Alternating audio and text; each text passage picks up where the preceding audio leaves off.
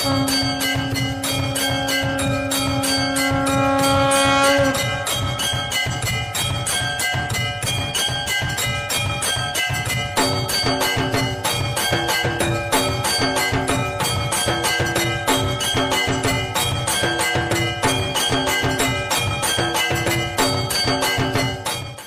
हम लोग पहुंच चुके हैं बासुकीनाथ। और आप लोग जानते हैं कि वैद्यनाथ धाम की यात्रा करने के बाद में जब तक आप बासुकीनाथ की यात्रा नहीं करते हैं, कहा जाता है कि आपकी यात्रा सफल नहीं होती है, दर्शन सफल नहीं होता है। इसीलिए बासुकीनाथ का दर्शन करने के बाद में वैद्यनाथ धाम का दर्शन करना बहुत ज़रूरी हो जाता है, क्योंकि दोनों धाम एक दूसरे से जुड़े हुए हैं। तो दोस्तों, आप लोग इस वीडियो में बने रहिए। आप लोगों को इस जगह के बारे में बताएंगे, आप यहाँ तक कैसे पहुँच सकते हैं इसके बारे में बताएंगे, और लास्ट में आप लोग को बताएंगे कि यहाँ आने का अनुभव कैसा रहा। क्योंकि दोस्तों, वैद्यनाथ धाम गए तो वहाँ पर हम लोग को महसूस हुआ कि बहुत पीसफुल जगह है, बहुत अच्छा लगता है। और जब यहाँ हम लोग आए सुबह में, तो यहाँ का भी माहौल बिल्कुल इसी तरह से है और यहाँ बहुत शांति लगता है। यहाँ आने के बाद में आपको कहीं जाने की जल्दी नहीं होगी, कुछ मतलब ऐसा लगता है कि मन शांत हो गया और हमें कुछ नहीं चाहिए। तो ये ऐसी धार्मिक जगह है। झारखंड राज्य के दुमके जिले में स्थित बासुकीनाथ मंदिर भगवान शिव को समर्पित एक प्रसिद्ध हिंदू तीर्थ स्थल है, जिससे अक्सर बाबा भोलेनाथ का दरबार माना जाता है।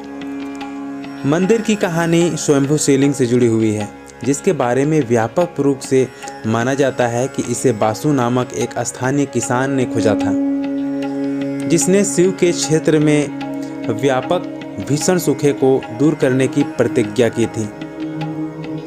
इसमें बहुत सारी किंवदंतियां शामिल हैं, जिसमें से एक है भक्त वासु की। स्थानीय लोक कथाओं के अनुसार बासु नामक एक किसान दारूक वन क्षेत्र में, यानी कि यहाँ पर बहुत घने जंगल हुआ करता था और उस जंगल का नाम था दारूक। तो इस वन में भगवान शिव की पूजा करता था। उसकी भक्ति इतनी गहरी थी कि भगवान शिव उस स्थान पर निवास करने के लिए विवश हो गए, जो बाद में बासुकीनाथ के नाम से जाना जाने लगा। यह नाम नागों के राजा वासुकी से भी गहराई से जुड़ा हुआ है।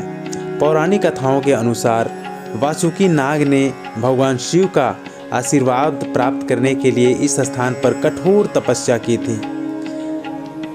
यह मंदिर देवघर के बाबा वैद्यनाथ मंदिर से अभिन्न रूप से जुड़ा हुआ है। भक्तों का मानना है कि बाबा वैद्यनाथ की तीर्थ यात्रा वासुकीनाथ के दर्शन के बिना अधूरी है। यहाँ के देवता स्वयंभू शिवलिंग है, जिसका अर्थ है कि यह स्वयं प्रकट हुए हैं। इसे मानव हाथों द्वारा निर्मित नहीं किया गया है।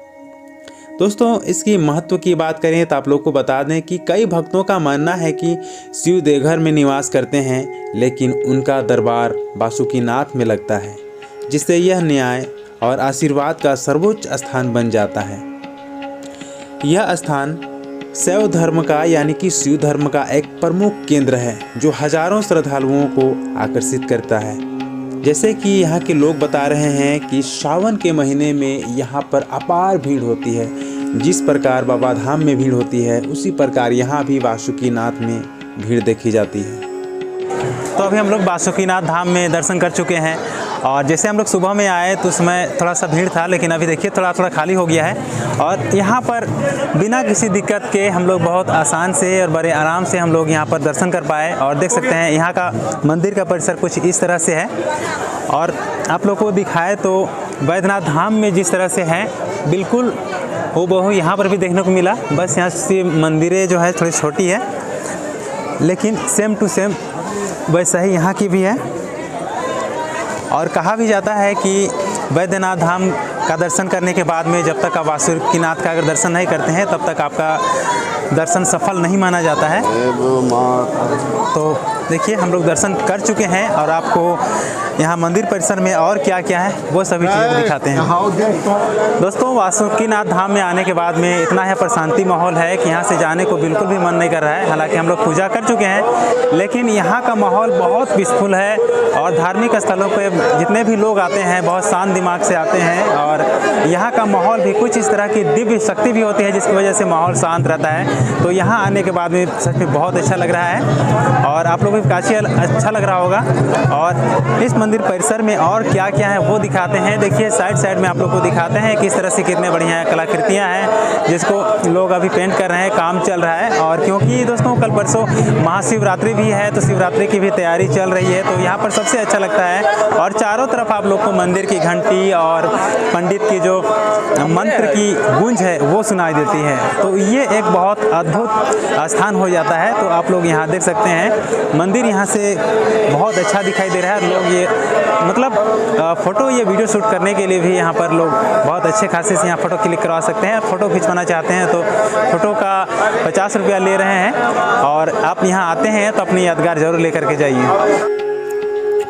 दोस्तों यहाँ आने के बाद ऐसी ऐसी बातें पता चली जिसके बारे में शायद कोई नहीं जानता और आज तक कोई भी वीडियो में इसके बारे में नहीं बताई गई है। गंगा में शिव जी का वास है, ठीक है, शिव जी का वास है। यहाँ पे जल उठा के और शिवगंगा से नहा के जल लेके मंदिर में संकल्प होके पूजा होता है।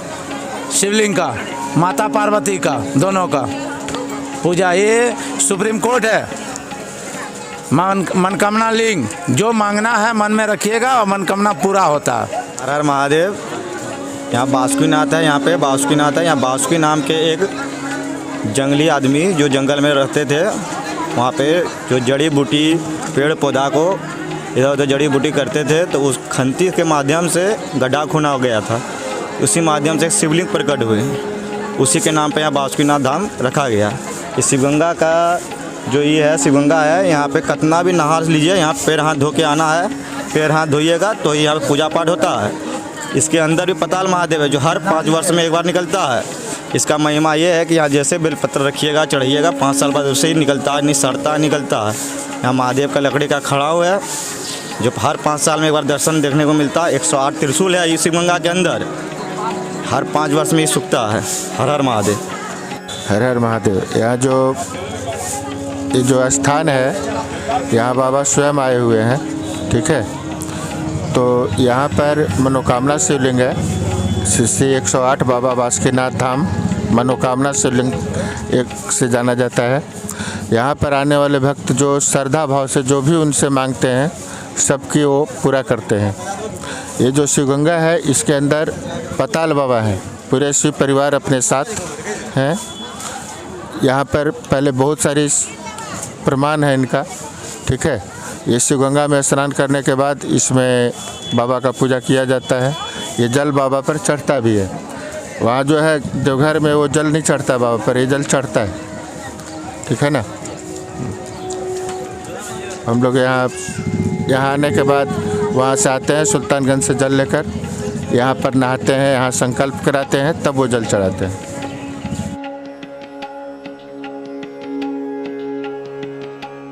हम लोग यहाँ बासुकीनाथ में दुकान लगाते हैं, यात्री को माला फूल बेचते हैं। ये शंकर जी का जो माला फूल है दिखाइए इधर से, शंकर जी का ये माला फूल धतूरा है। अकवन का माला जो प्रसिद्ध माला है, इस शंकर जी का 54 दाना का माला फूल आता है। इस शंकर पार्वती का माला फूल है। यहाँ जल भी मिलता है। बासुकीनाथ में शिवगंगा मेन लाइन में हम लोग का दुकान है। 108 बेलपत्री भी मिलता है, राम राम लिखा हुआ भी मिलता है। ये सब कॉन्टैक्ट करना पड़ता है पहले से, तब मिलता है। यहाँ भक्त का हज़ारों की संख्या में, लाखों की संख्या में डेली भीड़ होता है यहाँ पे।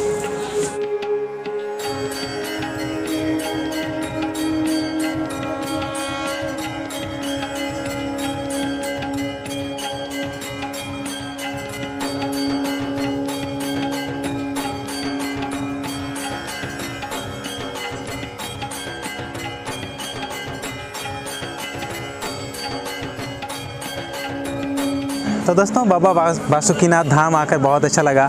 और जैसे कि हम लोग बैद्यनाथ धाम गए थे तो वहाँ देखे तो काफ़ी ज़्यादा भीड़ था, लेकिन यहाँ पर भीड़ बहुत कम था, जिसकी वजह से हम लोग जस्ट स्नान किए और तुरंत हम लोग का हो गया, तुरंत पूजा कर लिए।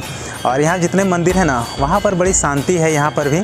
और जितने भी श्रद्धालु आते हैं देख सकते हैं यहाँ पर कम पूजा करने वाले लोग नहीं हैं। कल परसों महाशिवरात्रि है और इसमें उपलक्ष्य में देख सकते हैं पीछे जो बस लगा हुआ है। अभी हम लोग बस स्टैंड पर खड़े हैं और अभी तक आज कम है, लेकिन 1-2 दिनों में बहुत ज़्यादा भीड़ यहाँ पर भी देखने के लिए मिलेगी। और दोस्तों यहाँ पर जैसे हम लोग सुने कि यहाँ पर भी शिवरात्रि मेला लगाया जाता है, तो मेले की अभी तैयारी चल रहा है, तो उस तरफ हम लोग नहीं जा पाए। लेकिन अगर आप इस आसपास रहने वाले हैं या महाशिवरात्रि में पूजा करने आते हैं तो इसके साथ में आप मेले का भी आनंद ले सकते हैं। और ख़रीदारी करने के लिए जिस तरह से आप लोग को दिखाए कि यहाँ बहुत सारी दुकानें हैं, स्टॉल्स लगे हुए हैं, वो सभी चीज़ यहाँ पर ख़रीदारी कर सकते हैं। यानी कि पूजा सामान जो अधिकतर यहाँ पर देखने को मिला, श्रृंगार दुकान। और कहीं भी जाइएगा पूजा स्थल में तो श्रृंगार दुकानों का भरमार रहता है और श्रृंगार दुकान सबसे अच्छा लगता है देखने में, और ख़रीदारी करने वाले लोग भी श्रृंगार का सामान ही खरीदते हैं। तो आप भी कभी आइए बासुकीनाथ धाम, क्योंकि कहा जाता है कि ये सिर्फ एक यात्रा नहीं है, एक अनुभव का चीज़ है। क्योंकि यहाँ पर जो दिव्य जो स्थान है, वहाँ पर दिव्य शक्ति है, उसका अनुभव करने के लिए आप इस तरह के जब स्थल पर आते हैं तो एक अलग तरह का शांति अनुभव होती है और आपका मन शांत होता है। और जानते हैं कि हमारे लाइफ में किस तरह से बहुत सारे रोज़ हम लोग का क्या होता है कि भाग दौड़ भरी ज़िंदगी में बहुत सारे उतार चढ़ाव होते रहते हैं, जिसकी वजह से कभी कभी हम लोग फ्रस्ट्रेट भी हो जाते हैं। तो इन सभी चीज़ों की शांति के लिए आप लोग भ्रमण कीजिए, पूजा स्थलों का थोड़ा सा दर्शन कीजिए, मन शांत हो जाएगा। इसी के साथ हर हर महादेव।